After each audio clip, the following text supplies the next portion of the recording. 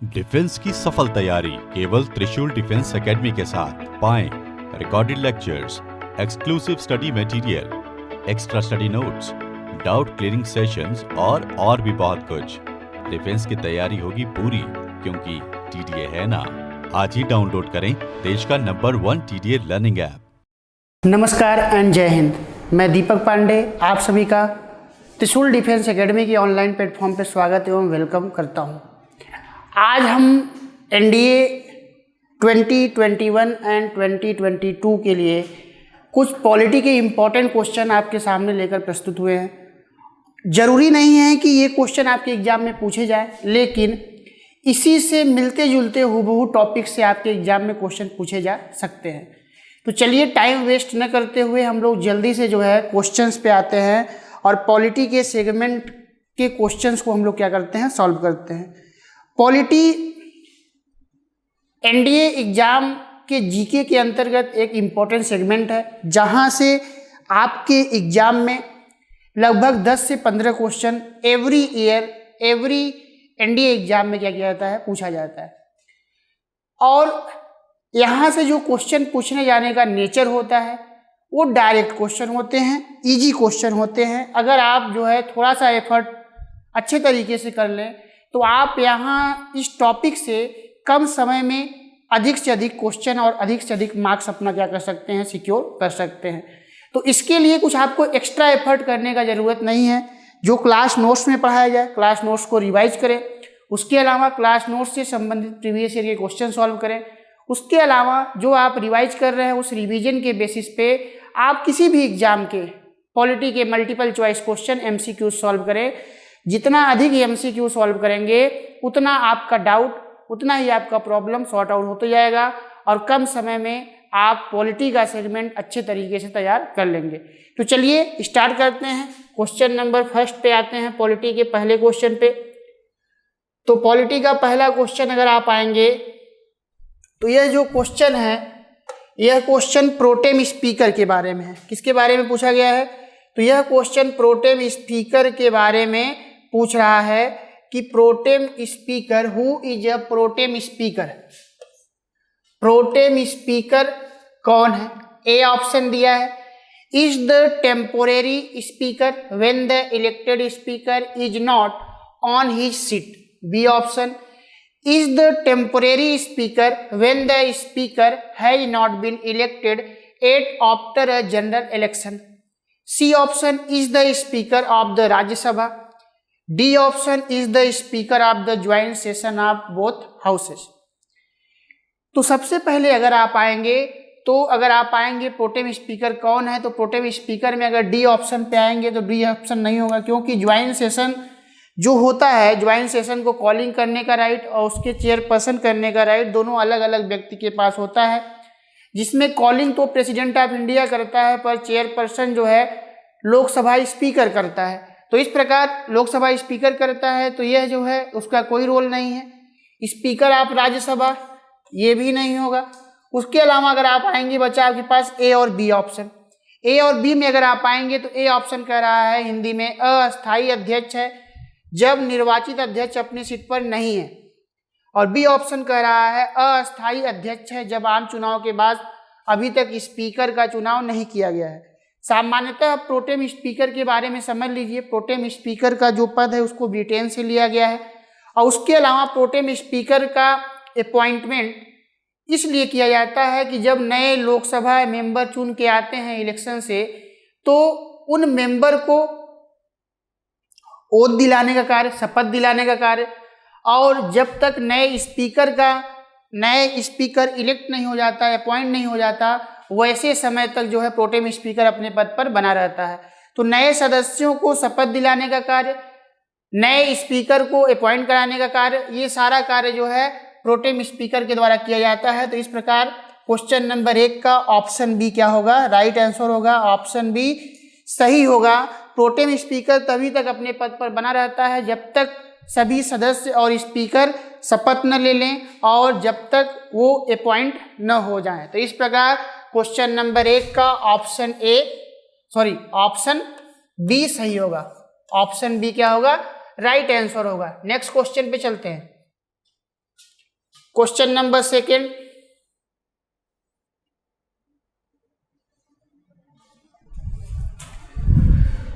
Question number second कह रहा है what is common to Sardar Hukam Singh, Jagjivan Ram, Indrajit Gupta, Somnath Chatterjee and Seth Govind दास। सरदार हुकुम सिंह, जगजीवन राम, इंद्रजीत गुप्ता, सोमनाथ चटर्जी और सेठ गोविंद दास में क्या समानता थी? चारों में क्या समानता था? तो ऑप्शन ए दिया है they were speakers of the Lok Sabha, वे लोकसभा के अध्यक्ष थे। बी ऑप्शन दिया है they were deputy speaker of the Lok Sabha, वे लोकसभा के डिप्टी स्पीकर थे। सी ऑप्शन दिया है they were pro tem speaker of the Lok Sabha, वे लोकसभा के प्रोटेम स्पीकर थे। और डी ऑप्शन दिया है नन ऑफ द एबव, इनमें से कोई नहीं। तो इस प्रकार अगर आप आएंगे हुकुम सिंह, जगजीवन राम, इंद्रजीत गुप्ता, सोमनाथ चटर्जी एंड सेठ गोविंद दास, इन लोगों में एक कॉमन पॉइंट था, एक समानता यह था कि ये सभी क्या थे? प्रोटेम स्पीकर थे। क्या थे ये?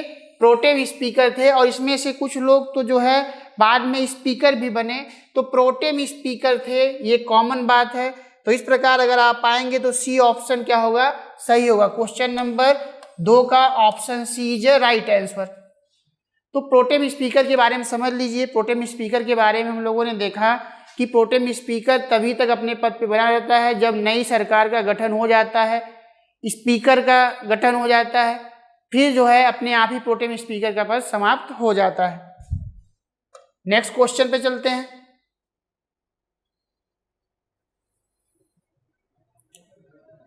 क्वेश्चन नंबर 3, क्वेश्चन नंबर 3 कर रहा है the purpose of adjournment motion in our parliament is. A option कह रहा है, या हिंदी में आएंगे तो हमारी संसद में स्थगन प्रस्ताव का उद्देश्य है। A option to allow a discussion on a definite matter of urgent public importance. A option कह रहा है तत्काल सार्वजनिक महत्व के एक निश्चित मामले पर चर्चा की अनुमति देने के लिए। बी ऑप्शन कह रहा है to let opposition member collect information from concern minister, विपक्षी सदस्यों को संबंधित मंत्रियों से जानकारी एकत्र करने देना। C option to allow a reduction of specific amount in the demand of grant. और डी ऑप्शन कह रहा है to postpone the proceeding to check the inappropriate और the violent behaviour on the part of some members. तो adjournment motion लाने का या स्थगन प्रस्ताव लाने का उद्देश्य यह होता है कि उस समय सोसाइटी में जो ज्वलंत मुद्दे चल रहे हों, जो कुछ ऐसी घटनाएं चल रही हों जो काफ़ी हाईलाइटेड हो, तो वैसे घटनाओं पर सदन की कार्यवाही को रोक के डिस्कशन करने के लिए एडजर्नमेंट मोशन लाया जाता है। इस प्रकार क्वेश्चन नंबर 3 का ऑप्शन ए, क्वेश्चन नंबर 3 का ऑप्शन ए राइट आंसर होगा।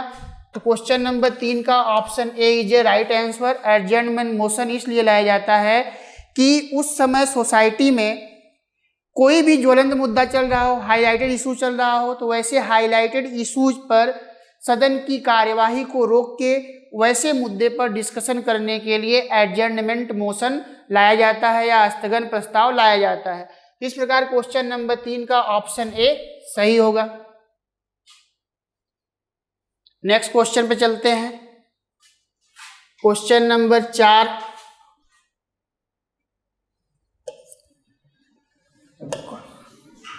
क्वेश्चन नंबर 4 कह रहा है consider the following statement regarding limitation on the authority of the Indian parliament. जिसमें स्टेटमेंट 1 कह रहा है most of the important laws can be introduced in the parliament with the prior consent of the president. तो इस प्रकार अगर आप आएंगे तो पहला स्टेटमेंट क्या है? सही है। और दूसरा स्टेटमेंट कह रहा है parliament has to operate within the jurisdiction earmarked by the constitution. तो ये दूसरा स्टेटमेंट क्या होगा? गलत होगा। दूसरा स्टेटमेंट अगर आपका गलत होगा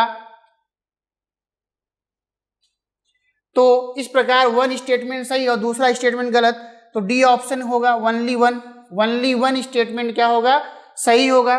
तो इस प्रकार अगर आप आएंगे तो पार्लियामेंट में अगर कोई बिल को रूल बनाना है तो उस पर प्रेसिडेंट ऑफ इंडिया का सिग्नेचर होना बहुत जरूरी है, हस्ताक्षर होना बहुत जरूरी है। तो इस प्रकार स्टेटमेंट 1 राइट, स्टेटमेंट 2 रॉन्ग। तो इस प्रकार क्वेश्चन नंबर 4 का option D is a right answer. Next question चलते हैं, क्वेश्चन नंबर 5।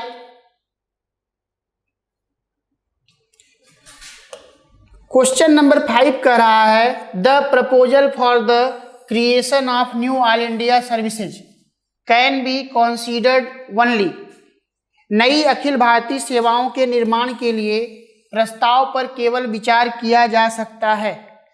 क्लास में हम लोगों ने डिस्कस किया है कि creation of new all India services, तो creation of new all India services के बारे में अगर आप आएंगे तो यह जो है राज्यसभा का एक प्रकार का प्रिविलेज है, राज्यसभा का विशेषाधिकार है कि राज्यसभा जो है नई अखिल भारतीय सेवाओं का सृजन कर सकता है। अगर ऑल इंडिया सर्विसेज पे आएंगे तो ऑल इंडिया सर्विसेज 3 प्रकार के हैं इस समय इंडिया में प्रेजेंट में, जिसमें आईएएस, आईपीएस और IFS. IAS Indian administrative service, भारतीय प्रशासनिक सेवा, आईपीएस इंडियन पुलिस सर्विस या भारतीय पुलिस सेवा, और तीसरा आईएफएस इंडियन फॉरेस्ट सर्विस या भारतीय वन सेवा। तो ये 3 अखिल भारतीय सेवाएं हैं। ऑल इंडिया सर्विसेज कितनी हैं, तो ऑल इंडिया सर्विसेज अगर आप आएंगे तो IAS, IPS and IFS. FS का मतलब फॉरेन नहीं है, फॉरेस्ट है। भारतीय वन सेवा है। तो नई अखिल भारतीय सेवाओं के सृजन के लिए जो प्रिविलेज है विशेषाधिकार है वह राज्यसभा के पास है। तो राज्यसभा जो है अगर नई अखिल भारतीय सेवाओं का सृजन करना है तो आर्टिकल 312 के अंतर्गत, आर्टिकल 312 के अंतर्गत 312 के अंतर्गत वह 2/3 मेजॉरिटी से पहले पास करके इनिशिएट करेगा, फिर जो है वो लोकसभा के पास जाएगा। तो इस प्रकार अगर आप आएंगे तो ऑप्शन में if majority of state legislatures make such demand, B option if Lok Sabha passes a resolution by 2/3 majority, गलत होगा। उसके अलावा C option if Rajya Sabha passes a resolution by 2/3 majority. तो अगर आप आएंगे तो सी ऑप्शन क्या होगा, इसका सही होगा।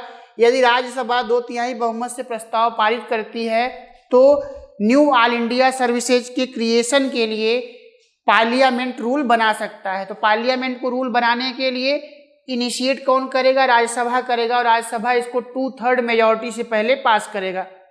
तो इस प्रकार क्वेश्चन नंबर 5 का option C is right answer, option C is right answer. Next question पे चलते हैं।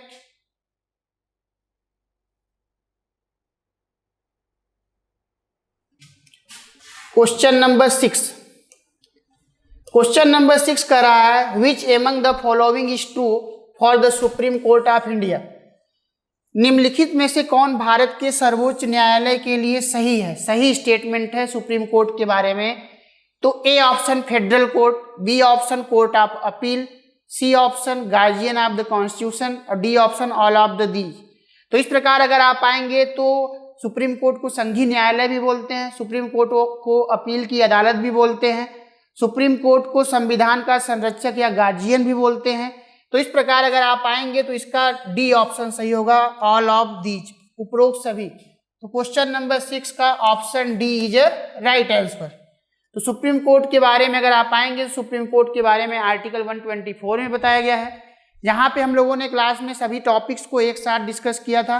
क्वालिफिकेशंस के बारे में, उसके अलावा अपॉइंटमेंट के बारे में, कोलिजियम सिस्टम के बारे में, उनके आर्टिकल्स के बारे में, उनके पार्ट के बारे में, उनके ज्यूरिसडिक्शन के बारे में, ये सारी बातें हम लोगों ने देखा था, जिसमें original jurisdiction, appellate jurisdiction, judicial jurisdiction, ये सारी बातें हम लोगों ने क्या करी थी, देखी थी। नेक्स्ट क्वेश्चन पे चलते हैं, क्वेश्चन नंबर 7।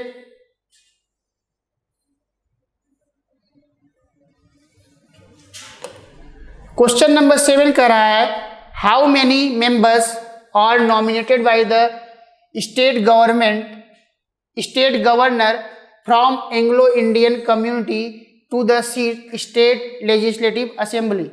राज्य के राज्यपाल द्वारा एंग्लो इंडियन समुदाय से राज्य विधानसभा के लिए कितने सदस्य मनोनीत किए जा सकते हैं? अगर आप आएंगे, ये जो एंग्लो इंडियन होता है, एंग्लो इंडियन का लोकसभा में 2 मेंबर को प्रेसिडेंट क्या कर सकता था? नॉमिनेट कर सकता था। और स्टेट लेजिस्लेटिव में, राज्य विधायिकाओं में, 1 एंग्लो इंडियन को गवर्नर नॉमिनेट कर सकता था। लेकिन वर्तमान में एंग्लो इंडियन का जो नॉमिनेशन है उसको समाप्त कर दिया गया है। तो इस प्रकार अगर उस क्वेश्चन के हिसाब से आएंगे तो 1 मेंबर को क्या कर सकता है? स्टेट लेजिस्लेटिव या लेजिस्लेटिव असेंबली में एंग्लो इंडियन को गवर्नर अपॉइंट कर सकता है, नॉमिनेट कर सकता है। लेकिन प्रेजेंट में अगर आप आएंगे तो एंग्लो इंडियन का नॉमिनेशन का प्रोसेस उसको समाप्त कर दिया गया है। तो इस प्रकार क्वेश्चन नंबर 7 का option A is a right answer. Next question, question number 8। Question number 8 पे अगर आप आएंगे, the term of Rajya Sabha MP is, Rajya Sabha के एमपी का कार्यकाल, तो राज्यसभा के जो एमपी होते हैं उनका जो टर्म होता है 6 ईयर, 6 वर्ष उनका जो है टर्म होता है। और जो राज्यसभा होता है वह परमानेंट हाउस होता है, उसे हम लोग परमानेंट हाउस के नाम से जानते हैं। एक्चुअली इसलिए क्योंकि ये कभी डिजॉल्व नहीं होता। इसके 1/3 मेंबर एवरी 2 ईयर पे क्या हो जाते हैं? सेवानिवृत्त हो जाते हैं, या इनका टर्म क्या हो जाता है? समाप्त हो जाता है। उसके अलावा राज्यसभा को हम लोग अपर हाउस ऑफ पार्लियामेंट के नाम से भी जानते हैं, अपर हाउस ऑफ पार्लियामेंट के नाम से भी जानते हैं। तो इस प्रकार अगर आप आएंगे तो ये राज्यसभा से संबंधित बातें थी, हम लोगों ने देखा, जिसके बारे में राज्यसभा के स्ट्रक्चर के बारे में आर्टिकल 80 में बताया गया है, अनुच्छेद 80 में बताया गया है, जिसमें अगर आप आएंगे तो मैक्सिमम मेंबर ऑफ राज्यसभा 250 और प्रेजेंट मेंबर ऑफ राज्यसभा 245। ये सारी बातें हम लोगों ने क्लास के लेक्चर में करी है। तो इस प्रकार क्वेश्चन नंबर 8 का ऑप्शन ए सही होगा, 6 year. Next question, question number 9। Question number 9 का रहा, who appoint the finance commission in India. वित्त आयोग को कौन अपॉइंट करता है? तो गवर्नर आरबीआई नहीं, कैग ऑफ इंडिया नहीं, प्रेसिडेंट ऑफ इंडिया ये सही होगा, ये भी नहीं सही होगा। तो इस प्रकार भारत का राष्ट्रपति फाइनेंस कमीशन को अपॉइंट करता है। और फाइनेंस कमीशन में 5 मेंबर होते हैं, जिसमें एक चेयरपर्सन होता है, एक चेयरपर्सन और 4 अन्य मेंबर होते हैं, अदर मेंबर। और उसके अलावा इनको अपॉइंट कौन करता है? तो इनको अपॉइंट जो है प्रेसिडेंट ऑफ इंडिया करता है, भारत का राष्ट्रपति करता है। और उसके अलावा इनका जो टर्म होता है 5 वर्षों का होता है। अब तक भारत में प्रेजेंट में 15 फाइनेंस कमीशन चल रहा है, जिसके अध्यक्ष है एनके सिंह। कौन है? एनके सिंह। तो इस प्रकार फाइनेंस कमीशन को appoint president of India, term 5 year, member total 5, जिसमें एक चेयरमैन, 4 अन्य मेंबर। और उसके अलावा इनका कार्य ये है कि ये फाइनेंशियल मामलों में गवर्नमेंट को क्या दें? एडवाइस दें। और गवर्नमेंट के द्वारा जो टैक्स का कलेक्शन किया जाता है, उस टैक्स के कलेक्शन में राज्यों की और सेंट्रल गवर्नमेंट की हिस्सेदारी क्या होगी, ये सारी बातें जो है वित्त आयोग के द्वारा सलाह दी जाती है गवर्नमेंट ऑफ इंडिया को। तो इस प्रकार क्वेश्चन नंबर 9 का option C is right answer. Next question पे चलते हैं। Question number 10। क्वेश्चन नंबर 10 कह रहा है, प्रपोजल फॉर एबोलिशन और re-establishment of a states legislative council require confirmation by, किसी राज्य की विधान परिषद के उन्मूलन या पुनः स्थापना के प्रस्तावों की पुष्टि की आवश्यकता है।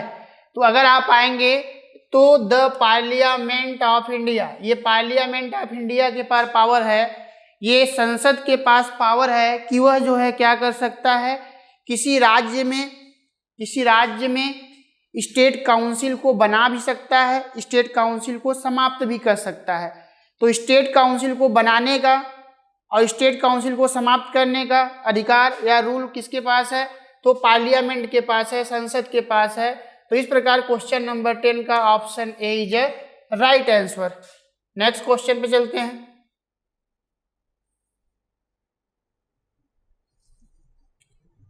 Question number 11, whose membership of Rajya Sabha was ended recently belonging to Janata Dal United. ये कह रहा है हाल ही में जनता दल यूनाइटेड से किसकी राज्यसभा की सदस्यता समाप्त हुई है। तो हाल ही में जो है शरद यादव जनता दल यूनाइटेड या जदयू के जो है लीडर थे, उनका जो है अभी कार्यकाल क्या हुआ है, समाप्त हुआ है। तो इस प्रकार अगर आप आएंगे, उनकी सदस्यता को कर दी गई है, समाप्त हुई है, तो उनका नाम है शरद यादव। तो इस प्रकार क्वेश्चन नंबर 11 का option D is right answer. Next question, question number 12, in the parliament the chief spokesman of the government on matter on general policy is the, संसद के सामान्य नीति के मामलों पर सरकार के मुख्य प्रवक्ता हैं। तो सरकार के जो मुख्य प्रवक्ता या जनरल मामलों पे जो मीडिया में स्पीच देना, ये सारी बातें बताना। तो अगर आप आएंगे तो prime minister, PMO, prime minister office, इस प्रकार अगर आप आएंगे तो प्रधानमंत्री इसका सही ऑप्शन होगा। क्वेश्चन नंबर 12 का option C is right answer. Next question, question number 13, question number 13 कह रहा है one feature distinguish the Rajya Sabha from the Vidhan Parishad is, Rajya Sabha को विधान परिषद से अलग करने वाली एक विशेषता है। कौन सी एक ऐसी विशेषता है जो सेंट्रल गवर्नमेंट में राज्यसभा और स्टेट गवर्नमेंट में विधान परिषद को क्या करता है, अलग करता है। तो ऑप्शन दिया है इनडायरेक्ट इलेक्शन, तो दोनों का इनडायरेक्ट इलेक्शन होता है, तो ये नहीं होगा। पावर ऑफ इम्पीचमेंट, तो पावर ऑफ इम्पीचमेंट अगर आप आएंगे तो पावर ऑफ इम्पीचमेंट जो शब्द का यूज किया गया है वह प्रेसिडेंट, राष्ट्रपति को हटाने के संदर्भ में किया जाता है। तो इस प्रकार अगर आप आएंगे तो विधान परिषद के पास या स्टेट काउंसिल के पास महाभियोग की शक्ति का पावर नहीं है, जबकि राज्यसभा के पास है। तो इस प्रकार option B is right answer. इसमें असमानता है, बाकी और चीज़ों में क्या है, समानता है। अगर आप आएंगे नॉमिनेशन ऑफ मेंबर, तो वहाँ पे भी नॉमिनेट होते हैं, यहाँ पे भी नॉमिनेट होते हैं। टेन्योर ऑफ मेंबर, तो दोनों का टेन्योर सेम होता है। तो इस प्रकार सभी बातें समान है, बस सिर्फ पावर ऑफ इम्पीचमेंट या महाभियोग की शक्ति में क्या है, विषमता है। तो इस प्रकार क्वेश्चन नंबर 13 का option B is right answer. और इम्पीचमेंट शब्द का प्रयोग सिर्फ केवल और केवल राष्ट्रपति को हटाने के संदर्भ में किया जा सकता है, इसमें विधान परिषद का कोई रोल नहीं है। Next question, the charge of impeachment against the president of India for is removal can be preferred by, Bharat के राष्ट्रपति के खिलाफ महाभियोग के आरोप को हटाने के लिए किसके द्वारा प्राथमिकता दी जा सकती है। तो अगर आप आएंगे तो प्रेसिडेंट के ऊपर जो आर्टिकल 61 के अंतर्गत इम्पीचमेंट का प्रोसेस स्टार्ट किया जाता है या महाभियोग की प्रक्रिया शुरू की जाती है, वो शुरुआत उसका किसी भी हाउस में किया जा सकता है। तो इस प्रकार अगर आप आएंगे बोथ हाउसेज ऑफ पार्लियामेंट, इसको स्टार्ट जो है लोकसभा भी कर सकता है, राज्यसभा भी कर सकता है। तो इस प्रकार क्वेश्चन नंबर 14 का option A is right answer. और उसके अलावा अगर आप आएंगे तो राष्ट्रपति को उनके पद से हटाने के लिए जो भी सदन पहले इनिशिएट करेगा उसके 1/4 मेंबर का हस्ताक्षर होना जरूरी है, और 14 दिन पूर्व राष्ट्रपति को नोटिस होना, इन्फॉर्मेशन होना भी जरूरी है। और जिस भी हाउस में ये पहले स्टार्ट किया जाएगा वहाँ 2/3 मेंबर से पास किया जाएगा, उसके बाद उससे नेक्स्ट हाउस में जाएगा, तो वो नेक्स्ट हाउस क्या करेगा, एक इन्वेस्टिगेशन कमेटी बनाएगा, इस बात की जांच करेगा क्या इम्पीचमेंट का प्रोसेस सही है या गलत। अगर इम्पीचमेंट का प्रोसेस सही है तो वो भी क्या करेगा, 2/3 मेजॉरिटी से पास कर देगा, और जिस दिन वो पास कर देगा राष्ट्रपति का पद क्या हो जाएगा, रिक्त हो जाएगा। तो इम्पीचमेंट का प्रोसेस केवल और केवल राष्ट्रपति को हटाने के संदर्भ में किया जाता है। क्वेश्चन नंबर 14 का option A is a right answer.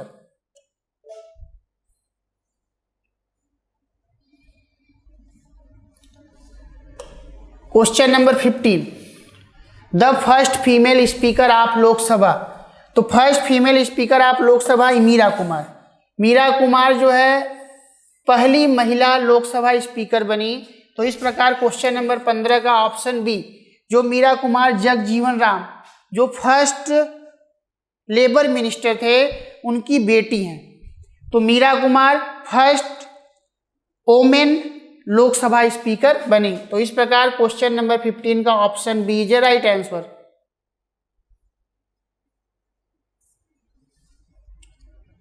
Question number 16 का रहा है, how many members are nominated by the governor in the legislative council. ये कह रहा है कि लेजिस्लेटिव काउंसिल में या विधान परिषद में कितने मेंबर को गवर्नर नॉमिनेट करता है। तो 1/6 ऑफ द टोटल मेंबरशिप, कुल सदस्यता का 1/6 लोगों को जो है गवर्नर नॉमिनेट करता है स्टेट काउंसिल में। तो इस प्रकार ये पॉइंट ध्यान रखिएगा, क्लास में हमने इस सब चीज़ों को कराया है। तो इस प्रकार अगर आप आएंगे क्वेश्चन नंबर 16 का option B is right answer. Next question पे चलते हैं।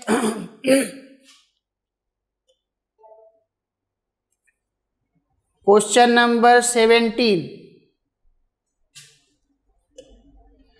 क्वेश्चन नंबर 17 का रहा है, consider the following statements regarding in regard to establishment of Vidhan Parishad. ये विधान परिषद के इस्टेब्लिशमेंट के बारे में क्या कर रहा है, बात कर रहा है। तो इस प्रकार अगर आप आएंगे तो पहला ऑप्शन स्टेटमेंट दे रहा है, the legislative council is a permanent body and can not be dissolved. तो सही है। तो जो स्टेट काउंसिल होता है वो परमानेंट बॉडी है और वो डिजॉल्व भी नहीं होता। तो ये स्टेटमेंट क्या है, सही है। दूसरा statement, each member of the legislative council MLC service says for a 6-year term. ये भी स्टेटमेंट सही है, उनका जो टर्म होता है 6 ईयर का होता है। उसके अलावा तीसरा statement, the term of 1/3 of council members expire every 2 years। तो ये भी स्टेटमेंट सही है। इस प्रकार डी ऑप्शन 1, 2 एंड 3 ये तीनों ऑप्शन सही है। इस प्रकार क्वेश्चन नंबर 17 का option D is right answer. D is right answer. All 3 statement is true. तीनों स्टेटमेंट क्या हैं, सही हैं। परमानेंट बॉडी है, डिजॉल्व नहीं होता, उसके 1/3 मेंबर एवरी 2 ईयर पे रिटायर होते हैं, टर्म उनका समाप्त होता है। उसके अलावा अगर आप आएंगे तो इनका जो टेन्योर होता है, टर्म होता है, वो 6 ईयर का होता है। नेक्स्ट अगर आप आएंगे क्वेश्चन नंबर 18। क्वेश्चन नंबर 18 पे अगर आप आएंगे, the subjects on which both the centre and state government can legislate are content in. जिन विषयों पर केंद्र और राज्य सरकार दोनों कानून बना सकते हैं। इतना आसान क्वेश्चन है। तो वो वैसा कौन सा सब्जेक्ट है, कॉन्करेंट लिस्ट, समवर्ती सूची के विषयों पर, कॉन्करेंट लिस्ट के सब्जेक्ट पर या समवर्ती सूची के विषयों पर कानून बनाने का अधिकार, रूल बनाने का अधिकार सेंटर एंड स्टेट दोनों को है। और कॉन्करेंट लिस्ट को भारत में कहाँ से लिया गया है, ऑस्ट्रेलिया से लिया गया है। इसे मोस्ट इंपॉर्टेंट, तो कॉन्करेंट लिस्ट को ऑस्ट्रेलिया से लिया गया है। रूल बनाने का अधिकार पार्लियामेंट और स्टेट लेजिस्लेटिव दोनों को है। तो इस प्रकार क्वेश्चन नंबर 18 का option C is right answer. Next question पे चलते हैं।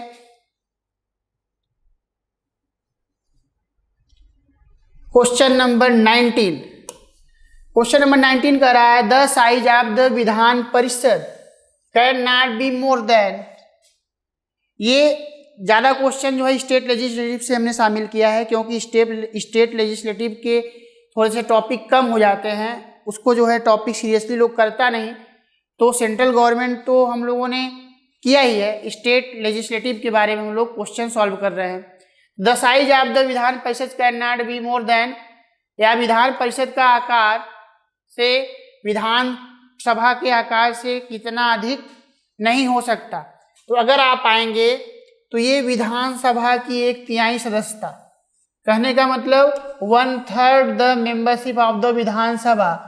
तो विधानसभा के कुल सदस्यों का विधान परिषद के स्टेट काउंसिल का साइज 1/3 से ज़्यादा नहीं होना चाहिए, 1/3 से ज़्यादा नहीं होना चाहिए। तो इस प्रकार क्वेश्चन नंबर 19 का option B is right answer. Next question पे चलते हैं। Question number 20।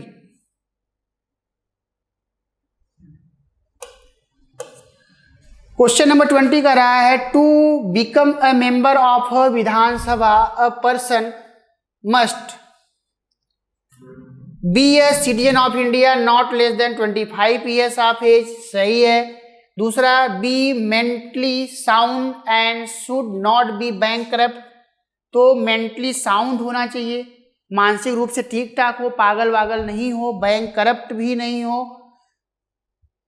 उसके अलावा तीसरा, state and affidavit that there are no criminal procedures against him, उसके खिलाफ एक एफिडेविट भी देना पड़ेगा उसको कि उसके खिलाफ किसी भी प्रकार का मुकदमा या किसी प्रकार का क्राइम नहीं है, केस। तो इस प्रकार डी ऑप्शन 1, 2 एंड 3 तीनों ऑप्शन क्या हैं, सही हैं। तो इस प्रकार क्वेश्चन नंबर 20 का option D is right answer. Next question पे चलते हैं। क्वेश्चन नंबर 21 का रहा है legislative powers are vested in the, legislative power या विधायी शक्ति किसमें निहित है। तो विधायी शक्ति किसमें निहित है, पार्लियामेंट में, संसद में, क्योंकि विधायी शक्ति पर जो बिल होता है, रूल कौन बनाता है, रूल पार्लियामेंट बनाता है। पार्लियामेंट जो है लोकसभा राज्यसभा, तो parliament is equal to Lok Sabha plus Rajya Sabha plus president of India. कोई बिल अगर आप आएगा तो लोकसभा पास करेगा, राज्यसभा पास करेगा, फिर ये हस्ताक्षर करेगा, जिस दिन हस्ताक्षर करेगा वो क्या बन जाएगा, एक्ट बन जाएगा। तो इस प्रकार अगर आप आएंगे तो क्वेश्चन नंबर 21 का option B is right answer. Next question पे चलते हैं। Question number 22। क्वेश्चन नंबर 22 का रहा है a member of a state public service commission can be appointed and removed respectively by, राज्य लोक सेवा आयोग के एक सदस्य को क्रमशः किसके द्वारा नियुक्त और हटाया जा सकता है। कौन नियुक्त करता है और कौन हटा सकता है। तो अगर आप आएंगे तो हटाने का जो अपॉइंट करने का अधिकार है गवर्नर के पास और हटाने का अधिकार प्रेसिडेंट के पास है। तो राज्यपाल नियुक्त करता है और राष्ट्रपति क्या कर सकता है, हटा सकता है। तो इस प्रकार क्वेश्चन नंबर 22 का option B is right answer. State public service commission के मेंबर्स को हटाने का अधिकार प्रेसिडेंट के पास और उनको अपॉइंट करने का अधिकार गवर्नर के पास है। नेक्स्ट क्वेश्चन पे चलते हैं। क्वेश्चन नंबर 23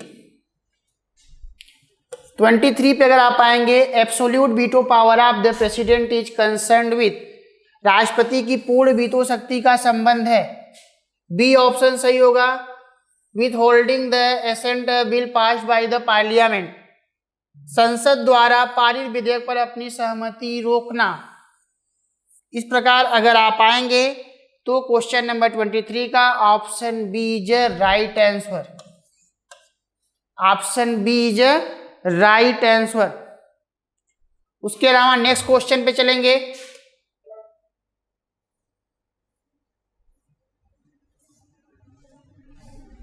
ट्वेंटी फोर का रहा है who is the chairman of केंद्रीय हिंदी समिति। तो केंद्रीय हिंदी समिति के अध्यक्ष कौन है। केंद्रीय हिंदी समिति के अध्यक्ष प्राइम मिनिस्टर, प्रधानमंत्री। प्रधानमंत्री केंद्रीय हिंदी समिति के क्या हैं, अध्यक्ष हैं। तो इस प्रकार 24 का option B is right answer. Next question पे चलते हैं। क्वेश्चन नंबर 25 का रहा है, in which of the following system of government is bicameralism essential feature. सरकार की निम्नलिखित में से किस प्रणाली में द्विसदनीयता आवश्यक विशेषता है। तो अगर आप आएंगे तो federal system, unity system, parliamentary system, presidential system. तो फेडरल सिस्टम में हम लोगों ने बोला था डिवीजन ऑफ पावर, पावर को डिवाइड किया जाता है दो लेवल पर, सेंटर एंड स्टेट के लेवल पे। जो सेंटर में होगा वही स्टेट में होगा। तो जैसे सेंटर में जो है क्या है, पार्लियामेंट है, तो स्टेट में भी होगा। तो इस प्रकार ये लक्षण किसका है, फेडरल सिस्टम का। इस प्रकार क्वेश्चन नंबर 25 का ऑप्शन है is right answer. Next question, question number 26, public distribution system PDS is operated under the responsibility of. तो जो पीडीएस होता है, पब्लिक डिस्ट्रीब्यूशन सिस्टम, सार्वजनिक वितरण प्रणाली, जिसमें आपने देखा होगा कोटे पे जो है सस्ते रेट पर भारत सरकार, स्टेट गवर्नमेंट क्या करता है, लोगों को सस्ते गेहूं, चावल, अनाज क्या करता है, उपलब्ध कराता है। तो ये जो रिस्पॉन्सिबिलिटी रहती है ये बोथ 1 and 2 दोनों का रिस्पॉन्सिबिलिटी होता है। तो सेंट्रल और स्टेट दोनों बराबर के इसमें भागीदारी होते हैं। इस प्रकार क्वेश्चन नंबर 26 का option C is right answer. Next question पे चलते हैं। क्वेश्चन नंबर 27, क्वेश्चन नंबर 27 कह रहा है, विच of the following statement is correct. सही स्टेटमेंट के बारे में पूछ रहा है और ऑप्शन ए लिख रहा है 1/3 member of the Rajya Sabha retire on the expiry of every 3rd year. ये 3rd ईयर लिख रहा है, 3rd ईयर तो होगा नहीं, क्योंकि 2 ईयर पे ही क्या होते हैं, वो एक्सपायर कर जाते हैं, उनका टर्म समाप्त हो जाता है। तो स्टेटमेंट गलत हो जाएगा। B option, the president can dissolve the Lok Sabha on the advice of the prime minister. ये स्टेटमेंट क्या है, सही है। तो 27 का क्या होगा, बी ऑप्शन राइट आंसर होगा कि लोकसभा को president of India council of minister के एडवाइस पर या मिनिस्टर के एडवाइस पर क्या कर सकता है, डिसॉल्व कर सकता है। तो इस प्रकार क्वेश्चन नंबर 27 का option B is right answer. Question number 28, the member of the all India services serve the. अखिल भारतीय सेवाओं के सदस्य सेवा करते हैं। तो अखिल भारतीय सेवाओं के सदस्य जो है सेंट्रल गवर्नमेंट और स्टेट गवर्नमेंट दोनों में करते हैं। तो केंद्र और राज्य सरकार दोनों को अपना सर्विस देते हैं। तो इस प्रकार क्वेश्चन नंबर 28 का D, both the union and state government. इस प्रकार क्वेश्चन नंबर 28 का D option is a right answer. Next question, question number 29 का रहा है, the salary of the president is taken from. तो राष्ट्रपति का वेतन जो है कंसोलिडेटेड फंड से दिया जाता है। कंसोलिडेटेड फंड के बारे में आर्टिकल 266(1) में बताया गया है, भारत की संचित निधि से दिया जाता है। तो इस प्रकार क्वेश्चन नंबर 29 का option B is right answer. Next question पे चलते हैं। Question number 30, right to equality is come under which articles. समानता का अधिकार किस अनुच्छेद के अंतर्गत आते हैं। तो 19 से 22 राइट टू फ्रीडम आएगा, 29 से 30 कल्चरल एंड एजुकेशनल राइट आएगा, 25 से 28 right to religion of freedom आएगा, right to freedom of religion, और 14 से 18 राइट टू इक्वलिटी। तो इस प्रकार अगर आप आएंगे तो 14 से 18 राइट टू इक्वलिटी के बारे में पूछ रहा है। तो ये स्टेटमेंट क्या होगा, सही होगा। क्वेश्चन नंबर 30 का option D is right answer. तो हम आप लोगों के सामने 30 क्वेश्चन लेके प्रस्तुत हुए और ये सभी क्वेश्चन मोस्ट इंपॉर्टेंट क्वेश्चन हैं। जरूरी नहीं है कि आपके एग्जाम में पूछे जाएं, लेकिन इसी से मिलते जुलते टॉपिक से संबंधित आपके एग्जाम में क्वेश्चन पूछे जाने की संभावनाएं हैं।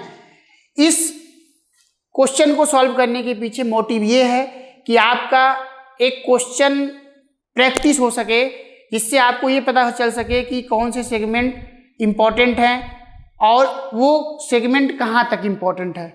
तो आज हम लोग का क्लास यहीं तक। थैंक यू एंड जय हिंद। डिफेंस की सफल तैयारी केवल त्रिशूल डिफेंस एकेडमी के साथ। पाएं recorded lectures, exclusive study material, extra study notes, doubt clearing sessions और भी बहुत कुछ। डिफेंस की तैयारी होगी पूरी, क्योंकि टीडीए है ना। आज ही डाउनलोड करें देश का नंबर 1 टीडीए लर्निंग ऐप।